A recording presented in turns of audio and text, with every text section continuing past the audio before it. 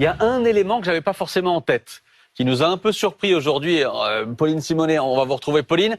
C'est que visiblement, l'homme a aussi, au-delà du dérèglement climatique, réussi à modifier l'inclinaison de la Terre.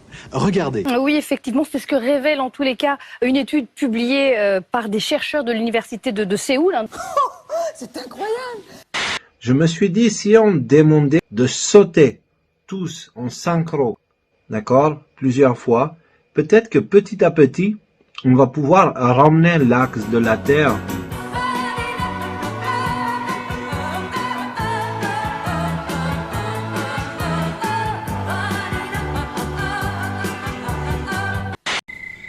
Qu'est-ce qu'on est bien quand on est couché quand même, hein? Chuck Norris n'est jamais couché. C'est la Terre qui s'incline de 90 degrés. Ah, mais j'avais jamais remarqué, mais c'est vrai maintenant que tu me le dis. Les paramètres de Milankovitch. Depuis 2 millions d'années, la Terre alterne régulièrement entre périodes glaciaires et périodes interglaciaires. Eh bien, la compréhension de cette alternance, on la doit à l'un des plus importants savants du XXe siècle. Ah ok, compris, Milankovitch, c'est bien ça. Exact, Milutin Milankovitch. En fait, ces glaciations et déglaciations sont directement liées à l'ensoleillement de la Terre, à la chaleur qu'elle reçoit, si tu préfères. Eh bien, cette chaleur n'est pas constante et varie en fonction de 3 paramètres astronomiques que l'astronome serbe a découverts. D'où le nom paramètre de Milankovitch. Absolument. Le premier paramètre, c'est l'obliquité de la Terre. On le sait tous, la Terre tourne sur elle-même autour d'un axe incliné. Cette inclinaison est d'ailleurs responsable des saisons. Quand la Terre se présente de cette manière face au Soleil, vous le voyez, les rayons du Soleil sont beaucoup plus concentrés dans l'hémisphère nord que dans l'hémisphère sud. C'est l'été dans l'hémisphère nord et l'hiver dans l'hémisphère sud. 6 mois plus tard, c'est l'inverse. Les rayons du Soleil sont plus concentrés dans l'hémisphère sud, où c'est l'été, que dans l'hémisphère nord, où c'est l'hiver. Seulement, l'inclinaison varie, cycliquement, tous les 41 000 ans. Actuellement, elle est de 23,26 degrés, mais depuis 1 million d'années, elle a varié entre 21,9 degrés et 24,5 degrés. Vous l'aurez compris, plus l'axe est incliné, plus les saisons sont contrastées et inversement. Ok, jusqu'à présent, je suis. Et le deuxième paramètre? Le second paramètre, c'est l'excentricité. On le sait aussi, la Terre tourne autour du Soleil en 365 jours, un peu plus. Seulement, la trajectoire qu'elle emprunte oscille tous les 100 000 ans entre un cercle presque parfait et une ellipse. En fonction de ces variations, vous le voyez, la Terre est donc plus ou moins proche du Soleil. Elle reçoit donc plus ou moins de chaleur. Et le troisième paramètre? Ah, le troisième est un peu plus complexe. C'est la précession des équinoxes. En plus de tourner sur elle-même, la Terre tourne à la façon d'une toupie. La direction de l'axe de la toupie varie et décrit un cercle. Eh bien, c'est pareil pour la Terre. L'axe de rotation terrestre décrit un cercle en 23 000 ans. À cause de cette précession, les saisons ne se passent pas au même endroit sur l'orbite. Il y a 11 000 ans, l'été dans l'hémisphère nord se produisait quand la Terre était au plus proche du Soleil. C'était donc des étés très chauds. Avec la précession, il se passe désormais quand la Terre est au plus loin du Soleil.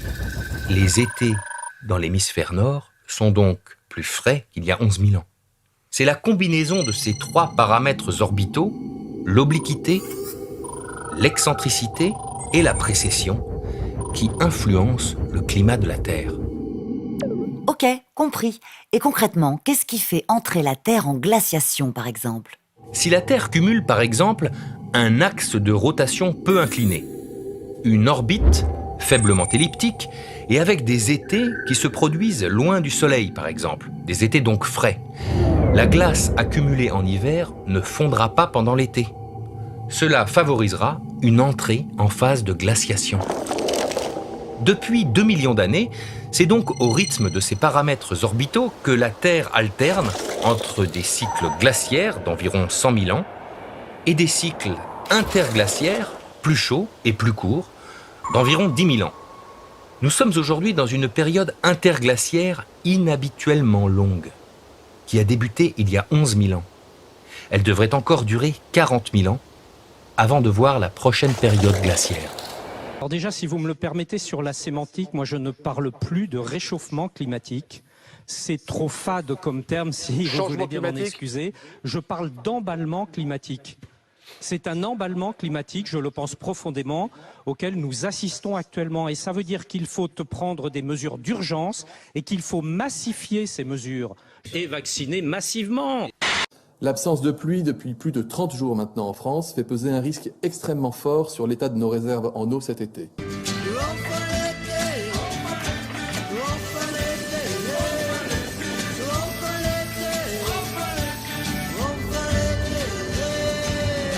Eh bien, ça a été confirmé en octobre dernier, donc il y a plus de 6 mois, par le ministère de la Transition écologique, Christophe Béchu. Qu'est-ce qu'il a dit à l'Assemblée? Il a dit oui, il y a eu des rencontres au sommet de l'État pour discuter de la possibilité d'échanger de l'eau douce française contre des hydrocarbures étrangers. C'est-à-dire l'eau française contre du pétrole made in un peu partout. C'est 19 tankers de 200 000 m3 par jour qui partiraient de Fos-sur-Mer et 48 tankers de 80 000 m3 qui partiraient de Martigues. Et 4... Par jour, vous dites? Par jour. Par jour. Et 4 milliards de mètres cubes, c'est la consommation annuelle des Français. D'accord. Look, we all accept we're in a period of global warming, but a lot of people are panicking, aren't they? Yes. Are they right to panic? No. They should relax, basically, simply because if they were to go and look at the natural history of the Earth, which has all been unravelled since these climate myths were created by the UN, they'd find that actually what is happening now is almost totally normal, and the Earth, on the short term, forget ice ages, that's a confusing thing, but for the last 10,000 years, which is a short warm period within an ice age cycle, it goes up and down about a degree at the equator, 2 degrees at the poles, about every 1,000 years, and it's perfectly normal. And the rate of rise now, before people start, obviously people might phone in with this one, the rate of rise is not unusual either. It's about 1 degree in a century. And it goes up and down it can go up and down a degree while it's doing that. Yes. And that's a global average over 30 years. It's not the weather. So we've got on one side, we've got the Intergovernmental Panel on Climate Change. We've got thousands of supposed experts, all stuffing stuff into their models. Why are they wrong? Well, because they're presumptions that they feed into their models are wrong, and I think we talked briefly about this. It's called GIGO, garbage in, garbage out. That's the point. And one of the assumptions they put in is there's no natural change. So if the change that they assign to carbon dioxide is actually natural, there is no anomalous what's the word I want? Additional change to be observed. So it's not actually happening. And there's a very good reason why that could be so. Stop me if you worry you. Which is that it's a very small effect, the greenhouse effect, within the overall parameters of the atmosphere. There are much bigger things at work, like the sun shining on it and the gravity pulling the atmosphere onto the ground, which basically sets what the temperature gradient, all this sort of stuff. But the control is from the oceans. The clouds control.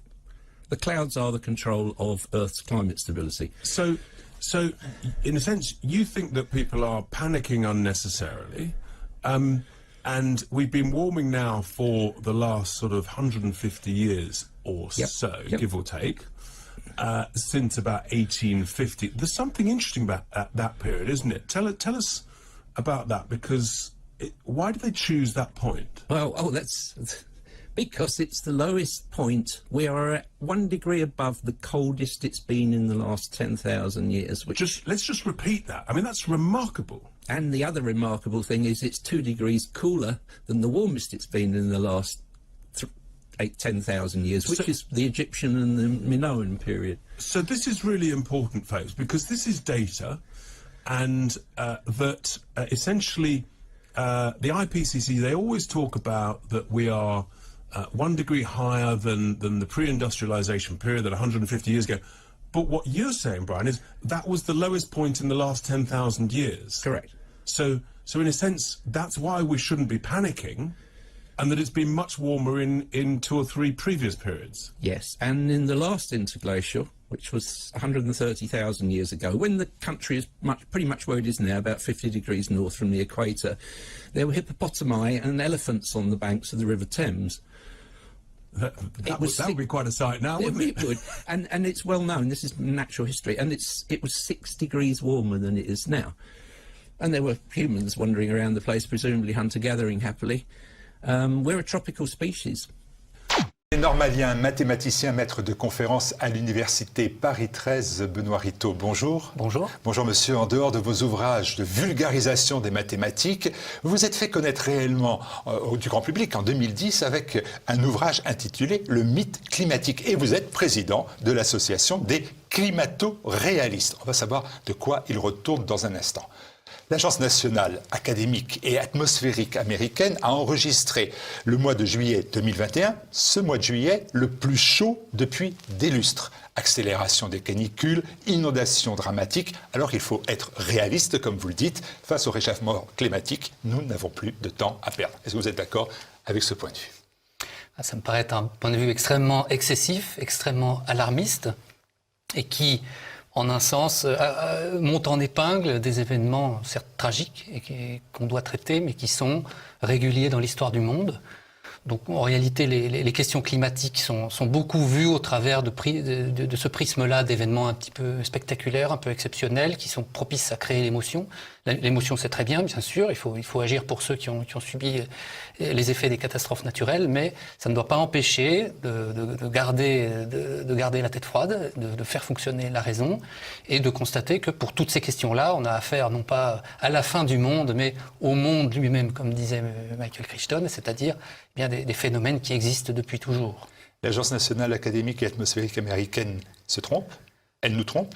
Alors, elle nous trompe, elle se trompe. Non, ce sont des questions assez complexes. On ne peut pas résumer en disant d'un côté, il y a des menteurs ou des complotistes, des comploteurs qui feraient le mal, et puis de l'autre, des gens qui seraient plus raisonnables. C'est plus compliqué que ça, parce que si on veut regarder les données sur ce type de choses, par exemple, si vous prenez les ouragans, par exemple, eh bien, il y a des oscillations. Donc, il est vrai que de temps en temps, il y en a plus, de temps en temps, il y en a moins. Il est vrai aussi qu'on a des données qui portent sur de courtes périodes. Vous disiez le mois de juillet le plus chaud depuis des lustres. C'est quoi des lustres? Alors, je savais pas, c'est pour ça que j'ai dit des lustres. Un lustre, c'est 5 ans, si je me souviens bien. Effectivement, depuis 100 ans, depuis 200 ans, peut-être, on a eu un mois de juillet un peu plus chaud. Alors, les estimations, c'est 0,01 degré de plus que le précédent record, donc c'est pas beaucoup. Donc, quand on a des données qui concernent un temps assez court, eh bien, il est assez facile de battre des records, il est assez facile de s'emballer en disant on n'a jamais vu ça, alors qu'en réalité on n'a jamais vu ça depuis quelques décennies, peut-être depuis quelques siècles, et ça n'est pas forcément très grave. Qu'il fasse un peu plus chaud au mois de juillet n'est pas forcément universellement mauvais. Le chaud tue beaucoup moins que le froid, d'une façon générale, à l'échelle globale. Alors évidemment, les situations sont contrastées, mais un peu de réchauffement n'est pas globalement nuisible. Donc, sur toutes ces questions, il faut apprendre ou réapprendre à raisonner de façon un peu dépassionnée. Dépassionné, c'est difficile quand on voit les images, par exemple, en Belgique, en Allemagne, de ces inondations. C'est difficile d'être raisonnable. Alors, d'abord, quand on voit ces images, la première chose qu'on doit ressentir, je pense, c'est de la compassion, c'est envie d'aider, c'est envie de faire en sorte que les victimes soient bien prises en charge. Ça, c'est l'action immédiate. Et puis, dans un second temps, une fois le deuil passé, l'émotion passée, on doit se demander ce qu'on doit faire pour que ça ne se reproduise pas. Et c'est là qu'il faut apprendre ou réapprendre un petit peu à laisser de côté l'émotion et regarder les choses avec la tête froide. Ça n'est pas la première fois qu'il y a des inondations, ça n'est pas la première fois qu'il y a des canicules, ça n'est pas la première fois qu'il y a des feux de forêt. Et si on regarde sur le temps long, on constate que l'humanité dans son ensemble est bien plus capable d'y faire face aujourd'hui qu'hier, que sur tout un tas de phénomènes, il n'y a pas du tout d'augmentation, mais des fluctuations qui peuvent aller dans un sens ou dans l'autre selon les décennies, selon les années. Et regarder ces catastrophes naturelles uniquement sous l'angle du réchauffement climatique, c'est risquer de poser de très mauvais diagnostics. Et donc d'apporter de mauvaises solutions et de faire en sorte de ne pas être capable de faire en sorte que ça ne se reproduise pas à l'avenir. En regardant ce que vous faites, en lisant tout ce qui se fait sur ces questions, vous avez ainsi de l'énorme violence qui existe dans ce débat. Par exemple, sur le site de Mediapart, j'ai trouvé un article qui est une attaque en règle contre vous à partir d'une tribune que vous avez fait dans le Figaro. Et ce ne sont pas des attaques à la limite contre vos travaux, mais quasiment contre vous-même. Vous êtes traité de, je cite, savant improvisé. Je cite encore, on ne peut pas donner des compétences à une personne qui n'est pas experte dans le domaine de la climatologie. On ne parle pas de Greta Thunberg, on parle de vous, mais ces propos sont de Lucien Cavelier, qui est un expert, lui, alors pas en climatologie, mais en psychologie. Qu'est-ce que vous lui répondez? Franchement, rien. J'essaye dans ce débat sur le climat, j'essaye de rester scientifique. Enfin, d'avoir une attitude scientifique. Ça n'est pas facile et beaucoup de gens ignorent ce que c'est que la science, y compris certains scientifiques, y compris certaines personnes bien formées. Et une des règles d'or de la science, c'est que le messager n'a pas d'importance. Ce qui compte, c'est le message. C'est très différent dans d'autres domaines politiques, par exemple. La même phrase dite par le Premier ministre ou par le responsable de l'opposition n'aura pas du tout le même sens, ça ne sera pas compris, il n'aura pas la même résonance. En revanche, en science, ça n'est pas ça. Celui qui parle n'a pas d'importance, la seule chose qui compte, c'est ce qu'il dit. Est-ce que ces arguments ont de la valeur ou pas ? Si on commence à entrer dans ce jeu-là de qui a le plus de titres, qui a le plus de diplômes, on fait quelque chose qui n'est plus de l'ordre de la science. Ça peut être du journalisme, ça peut être de l'expertise, c'est-à-dire quand on n'a pas les moyens soi-même de se faire un avis, on va écouter celui qui a l'air le plus diplômé, le plus capé, c'est parfaitement normal. Mais si on prétend entrer dans le débat, si on prétend donner un avis, ce type d'argument ne doit pas avoir cours. Sur cette notion de violence, je parlais de Greta Thunberg. Il y a beaucoup dans sa démonstration, dans ses propos, toujours aussi une dimension d'assez violente, quasiment haineuse. Greta Thunberg, pour moi, c'est d'abord une enfant. Donc c'est quelqu'un qui aurait dû être protégé par les adultes qui l'entourent et qui, au lieu de ça, a été utilisé. Et je trouve que ça n'est pas bien. Donc, elle, je n'ai pas trop envie de l'attaquer, même si elle sera peut-être bientôt majeure. Si ce n'est pas le cas, je ne sais pas exactement quel âge, mais elle doit avoir pas loin de 18 ans. Mais je crois que c'est d'abord une victime, parce que les adultes ont pour fonction, je crois, entre autres choses, la responsabilité de parents, la responsabilité d'éducateurs, c'est d'apprendre aux enfants qu'effectivement le monde est difficile, le monde est violent, le monde est dur, mais qu'on peut apprendre à évoluer dedans, on peut faire un peu de bonheur autour de soi, et que la vie est belle. Et ce paradoxe un peu de notre monde, c'est quelque chose qu'on apprend à gérer, notamment quand on passe à l'âge adulte. Et ça n'est pas du tout ce qui a été fait pour elle. On a au contraire encouragé ces passions tristes. Et ça, je trouve que ça n'est vraiment pas bien. Mais elle, j'hésite à m'en prendre à elle, parce qu'on sait bien qu'en réalité, elle est très largement pilotée. Alors, vous n'hésitez pas à vous en prendre au GIEC. Ça, c'est une chose claire et nette. Dans une tribune du Figaro, vous dites c'est une bande-annonce hollywoodienne que le rapport du GIEC qui est remis chaque année, je crois. Non, c'est tous les 6 ans. Tous les 6 ans. J'avais l'impression que c'était alors, il y a des rapports intermédiaires, il y a des rapports spéciaux, parfois, effectivement. Donc, des rapports de 1500 pages, 2600 experts représentant 195 pays. Et vous dites tout ça, ils ne font que des bandes-annonces hollywoodiennes. Ça peut agacer. Bon, c'est pour aller vite, on est dans le cadre d'une tribune, il faut aller vite. D'abord, le GIEC, c'est en tant qu'institution que j'en parle. Je n'en parle pas en tant qu'individu, ce n'est pas une personne, le GIEC. C'est une structure bureaucratique qui, à mon avis, devrait prendre fin. Parce que le problème n'est finalement pas tellement ce qu'elle dit, elle dit ce qu'elle a à dire, pourquoi pas, je diverge sur beaucoup de points, mais c'est tout à fait bien que tout le monde puisse donner un avis. Simplement, son problème, c'est que son avis, c'est toujours le même, depuis maintenant une vingtaine d'années, donc que ça n'apporte plus rien au débat. C'était surtout ça le propos de ma tribune. Il faut supprimer le GIEC. Le GIEC a terminé. Il dit exactement la même chose aujourd'hui dans son 6e rapport qu'il disait il y a 7 ans dans son 5e rapport, qu'il avait déjà dit 6 ans plus tôt dans son 4e rapport, rapport. Et on peut remonter au moins jusqu'à 2001 où son discours n'a pratiquement pas changé. Donc le GIEC, c'est une expertise. C'est dans l'intitulé, groupe d'experts intergouvernemental sur l'évolution du climat. Je crois que l'expertise est terminée puisque rapport après rapport, ils disent la même chose. Vous êtes un scientifique, un mathématicien, vous savez que c'est pas en répétant le même discours qu'il devient faux, pour autant. Il ne devient pas vrai non plus, effectivement, il ne devient ni vrai ni faux. Il y a quelques petites évolutions dans le nouveau rapport, quelques évolutions bienvenues, mais le fait est que on doit penser le GIEC d'abord comme une bureaucratie, je pense.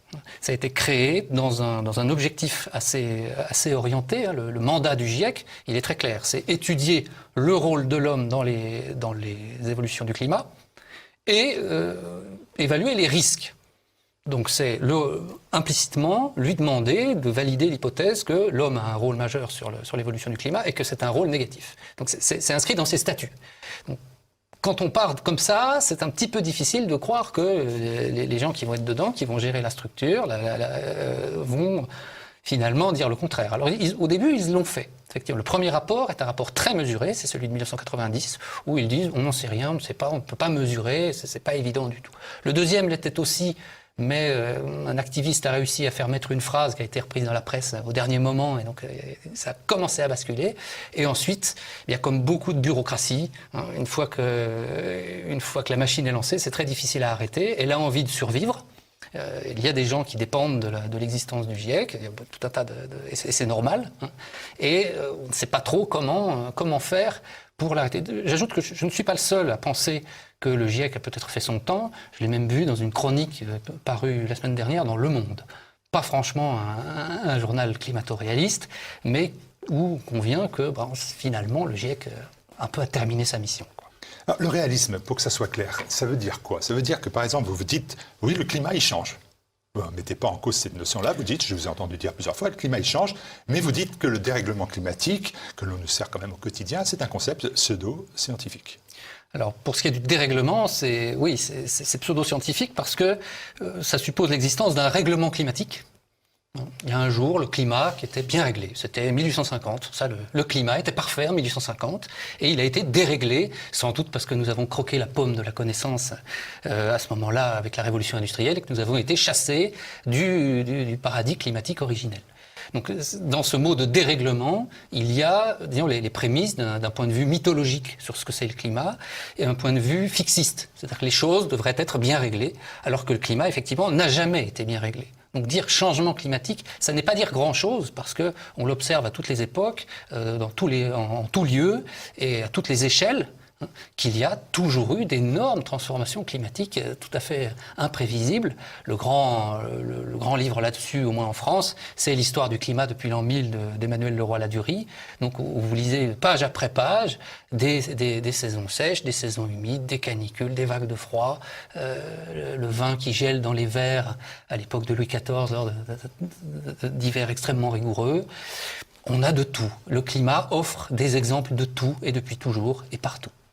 Du coup, le GIEC, depuis 10 ans, depuis 10 ans, vous affirmez que le GIEC commet des erreurs, et qu'il a aussi beaucoup de difficultés d'ailleurs à les reconnaître. Mais quelles sont ces erreurs principales? Quel est le ressentiment qu'on peut avoir à l'égard de cette bureaucratie? Alors d'abord, le GIEC, c'est quelque chose de pluriel. Il y a dedans tout un tas de gens qui travaillent et qui font un travail tout à fait sérieux et intéressant de collecte des données. Il ne fait pas de science, il se contente de collecter des articles et de les mettre en forme et de dire en gros, de donner un point de vue sur la base de tout ça. Alors il y a 3 groupes de travail. Si on regarde le groupe scientifique, vous avez le rapport complet qui est très technique et qui n'est pas spécialement, pas forcément critiquable, en tout, au contraire. Il y a un certain biais de sélection dans les publications qui sont mises en avant, mais le problème est surtout que, d'abord, le rapport doit être approuvé ligne à ligne par les gouvernements. Ça, c'est pas très scientifique, ça marche pas comme ça. N'importe quel scientifique qui a publié un article ou un travail dans une revue spécialisée ne peut pas comprendre qu'on puisse demander, on va pas demander au préfet ou au président du conseil régional de valider ligne à ligne. Ça ne fonctionne pas comme ça. La science ne fonctionne pas comme ça, elle doit se tenir très loin de la politique. Ça, c'est le premier point, et le GIEC ne peut pas le faire, parce que, à nouveau, ses statuts l'en empêchent. Ensuite, vous avez un résumé pour décideurs, donc le dernier, il a fait une 40aine de pages, et où là, c'est surtout là qu'on a les exagérations et les hyperboles, disons. Les scientifiques ont moins la main sur cette partie du rapport, et là, on trouve quelque chose dans le dernier, donc qui est sorti en août. On a par exemple que le GIEC n'exclut pas la possibilité que la mer monte de 15 mètres d'ici 2300. 15 mètres en 2300, c'est complètement... c'est l'hypothèse extrême. On ne la met pas dans un résumé où on fait l'état des lieux et des prévisions. C'est-à-dire quoi? C'est-à-dire que dans ces 40 pages-là, on met de l'idéologie? Alors, disons un point de vue qui est beaucoup plus extrême et beaucoup plus catastrophiste que ce qu'on trouverait en lisant le rapport plus détaillé. Et pourquoi? Ça, faut leur poser la question. Hein. Je ne suis pas à l'intérieur, j'évite de prêter des intentions aux uns et aux autres, mais le fait est qu'on voit des présentations tout à fait catastrophistes, alors que quand on regarde les données disponibles, on est très loin de pouvoir justifier ce catastrophisme. Vous avez longtemps été, à l'instar d'ailleurs des experts du GIEC, vous avez pensé qu'il y avait un réchauffement climatique qui était dû aux émissions de gaz à effet de serre d'origine humaine, comme le gaz carbonique. Vous avez changé de point de vue. Aujourd'hui, vous dites les arguments des carbocentristes, c'est le terme que vous utilisez, sont trompeurs, voire mensongers. Mais vous aussi, vous avez cru à cela. Avant de m'y intéresser pour de bon, j'avais aucune raison de mettre en cause ce qui ressemblait à effectivement un consensus de la communauté scientifique. Ce sont mes collègues. Pas a priori de raison de remettre en question ce que disaient les collègues. Là où je pouvais être un petit peu méfiant, c'est dans la différence qu'il peut y avoir entre ce que disent les scientifiques et ce qu'en traduisent les journalistes, les politiciens, les militants, qui peuvent avoir tendance, disons, à l'exagération pour tout un tas de raisons. Et là-dessus, j'étais effectivement un peu précautionneux. Et quand j'ai commencé à vouloir aller voir un petit peu plus en détail, évidemment, j'ai été convaincu que cette précaution-là était utile, mais aussi la science elle-même, elle avait aussi un problème. Ça n'était pas que la responsabilité des politiques ou des médias, mais aussi des scientifiques eux-mêmes qui se sont laissés emporter par un jeu qui les dépasse. Parce qu'on leur a dit, c'est évidemment un très grand trait, c'est beaucoup plus nuancé que ça, mais on leur a dit, vous allez sauver le monde, venez nous aider à sauver le monde. Et les scientifiques, d'une façon générale, sont très mal armés pour faire face à ce genre de choses. Les scientifiques se croient protégés par leur savoir et par leur intégrité, et ils ne comprennent en général pas ce qui est en jeu, et se font, passez-moi l'expression, rouler dans la farine. Jean Laheyrer, bonsoir. Bonsoir. Est-ce que vous pouvez vous présenter succinctement? Oui, donc je suis un géologue, géophysicien à la retraite depuis pas mal de temps. Et quand on vous dit tout le monde, changement climatique, c'est affreux. Non, on n'en parle pas, non, bon. Si, on en parle, on en parle. Bon, moi je dis je veux bien, mais je regarde l'histoire. Si vous écoutez le roi Merlin, ou si vous voulez, tout le monde sait qu'en l'an 1000, les Vikings avaient élevé des vaches au Groenland, et qu'il y avait de la vigne à Londres, et que après il y a eu le petit âge glaciaire qui a commencé à 1350 et qui a duré jusqu'en 1850. La Révolution française, c'est dû à quoi? Ça est dû à des mauvaises récoltes, le changement climatique et l'éruption volcanique du Laki, en Islande. Donc les gens qui vous disent il ne faut plus qu'il y ait de changement climatique, mais lequel ils veulent y revenir? Le changement climatique de 1800 en 1800, la Seine gelait tous les ans. Oui, mais d'accord. Si je vous dis changement climatique, ça fait dégeler le permafrost. Oui. Et comme nos pétroliers sont très intelligents, ils nous ont mis des oléoducs vissés sur du permafrost qui se casse la gueule et qui fait dérailler les oléoducs. Enfin, je suis désolé, le permafrost, il est là depuis... vous savez que nous sommes en période de glaciation depuis 3 millions d'années. Vous savez ça? Il y a 3 millions d'années, il n'y avait pas de glaciation, parce qu'il n'y avait pas de continent, enfin si vous voulez, c'est la dérive des continents qui a ramené, en changeant, qui a ramené des continents autour du pôle Nord et au pôle Sud. Au Crétacé, il n'y avait pas de glace au pôle Nord. C'est pour ça que la mer était 150 mètres plus haut. Et que ici, à Paris, on était dans la mer. C'est la plage. C'était pas la plage, c'était là où vous avez des rêves. Donc, je vous dis simplement, les glaciations, hein, il faut remonter à 300 millions d'années pour retrouver des glaciations dans le Carbonifère. Et depuis 3 millions d'années, nous sommes en glaciation la plupart du temps. Et il y a des périodes interglaciaires, nous sommes en période interglaciaire depuis 10 000 ans. La dernière, hein, tout ça c'est dû au cycle de Milankovitch, astronomique. Bon. Donc nous sommes enfin, si vous voulez... Les pétroliers ne sont pas responsables du gaz à effet de serre, c'est ça? Non, je dis que d'abord, le gaz à effet de serre, je suis désolé, mais c'est pas le CO2 qui est le principal. C'est le paix des vaches. C'est le méthane. Non, c'est pas la paix des vaches. C'est la vapeur d'eau. Mais comme les gens ne savent pas, les scientifiques ne savent pas, je dirais, quantifier l'effet des nuages, et en plus de ça, ils sont incapables. Parce que les nuages, il faudrait, actuellement, tous les scénarios du GIEC, c'est des simulations. Vous avez un avis sur le GIEC? Ah oui, puisque moi, le GIEC, si vous voulez, le GIEC est basé, moi j'ai fait une conférence à Yassa. Vous savez ce que c'est Yassa? Bon, au moment où Kennedy et Khrouchtchev ont failli se mettre... C'était pour envoyer les scientifiques discuter en dehors. Voilà, donc ils ont créé Yassa, à Lassenburg, à Vienne. C'était International Application of Physics. Donc pendant la guerre froide, il y avait un endroit dans le monde où vous avez des Américains et des Russes qui travaillaient ensemble. Et ils travaillaient sur le futur de la planète. Donc, tous les scénarios du GIEC ont été conçus à Yassa, et par un gars qui s'appelle Nassiki Zenovic, et qui, à ce moment-là, en 1995, ils ont conçu des scénarios. Et c'était des scénarios qui ont été conçus par des économistes sans aucune réalité. Donc, il y avait un gars qui dit « Oh, la population, elle peut être à 7 milliards en 2050. Ah non, elle peut être à 17, à 15, etc. » Ils ont fait des scénarios énergétiques qui n'ont aucun sens.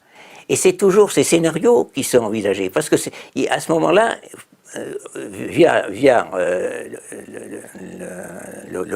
les Nations Unies, il faut avoir l'unanimité. Donc ils ont eu l'unanimité sur des scénarios qui étaient absolument irréalistes. Moi j'ai fait un papier à Yassa en 2001, et il y avait Nassiki Zenovic, le papier disait qui disait qu'il y avait à avoir un pic pétrolier et que scénario était...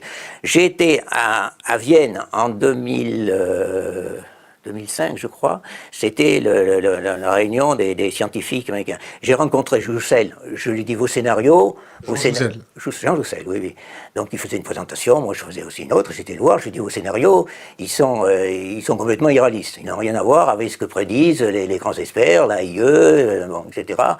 Il faut les changer. Ah, il m'a dit on n'a pas le temps pour le prochain rapport, mais on le fera. Alors qu'est-ce qu'ils ont fait? Donc tous les anciens, c'était des scénarios, il y avait les 40 scénarios, vous n'avez qu'à voir mes graphiques que je l'ai vus et qui montrent qu'ils sont complètement... Et qu'est-ce qu'ils ont fait? Ils les ont remplacés, maintenant, ils vous donnent ce qu'ils appellent du forçage radiatif. Donc c'est des watts par mètre carré.